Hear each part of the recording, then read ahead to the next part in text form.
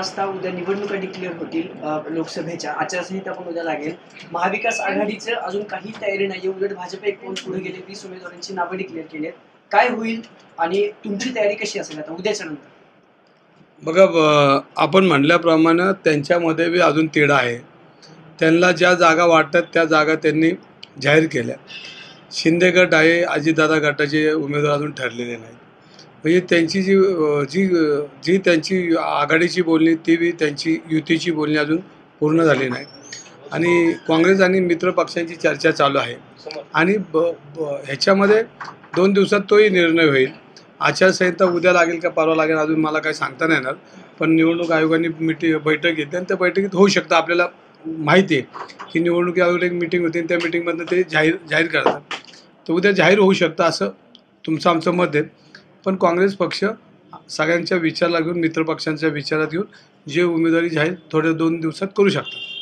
भाजपची पुण्यातली उमेदवारी जाहीर झाली आहे. त्यांनी प्रचाराला पण सुरुवात केली आहे. पण काँग्रेसचा अजूनही उमेदवार घोषित झालेला नाही. मी म्हणल्याप्रमाणे त्यांचे शिंदे गट, अजितदादा गट यांची पूर्ण युती झालेली नाही. त्यांना ज्या जागा वाटतं त्या जागा त्यांनी जाहीर केल्यात. त्याच पद्धतीने काँग्रेस मित्रपक्षांच्या विचाराने एकाच दिवशी उमेदवारी जाहीर केली असं मला वाटतंय. पण ही पण जागा तुमचीच आहे परंपरागत. मग इथं पण काही वाद सुरू आहेत का महाविकास आघाडीमध्ये? नाही, पक्ष म्हणलं की स्पर्धा असतात आणि स्पर्धा असल्या तर ते सगळ्यांना अधिकार आहेत आणि त्या अधिकारामध्ये सगळे उमेदवारी मागतात. अनेक नेत्यांनी पुणे शहरात उमेदवारी मागितली काँग्रेसच्या.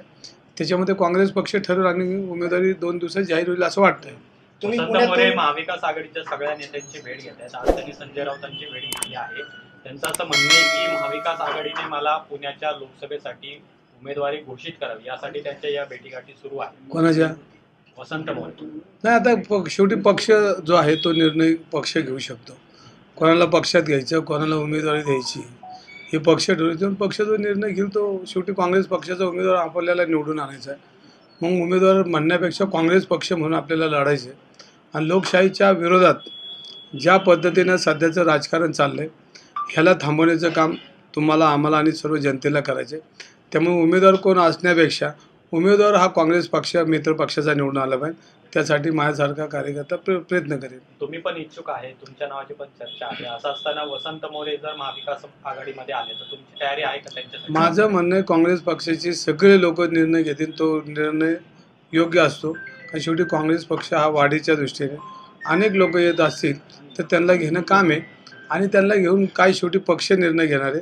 जो निर्णय घेईल आणि ज्याला घेतील, ज्याला उमेदवारी देतील तो आपल्याला कार्यकर्त्या नात्याने मान्य नाही. आपल्याला शेवटी काँग्रेस पक्षाच्या उमेदवारासाठी, मित्र पक्षांच्या उमेदवारासाठी आपल्याला काम करायचं. वसंत मोरे यांनी स्पष्ट असं संकेत दिलेले की मी लोकसभा लढवणारच आहे आणि मी तेवढ्यासाठीच मनसेतून बाहेर पडलेलो आहे. आणि त्यानंतर मग त्यांना काँग्रेसमध्ये घेण्यासाठी मोहन जोशी तिथे गेले होते. त्यांना लोकसभा लढवायची असेल त्यांना तिकीट दिलं तर तुमचं काय म्हणतं?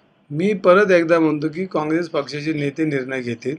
उद्या कोणालाही उमेदवारी दिली तर काँग्रेस पक्षाचा उमेदवार निवडून आणण्यासाठी माझ्यासारखा कार्यकर्ता प्रयत्न करेल. पण ते अपक्ष लढायला सुद्धा तयार आहेत. असं असताना मग पुण्यामध्ये तिरंगी लढत होऊ शकते.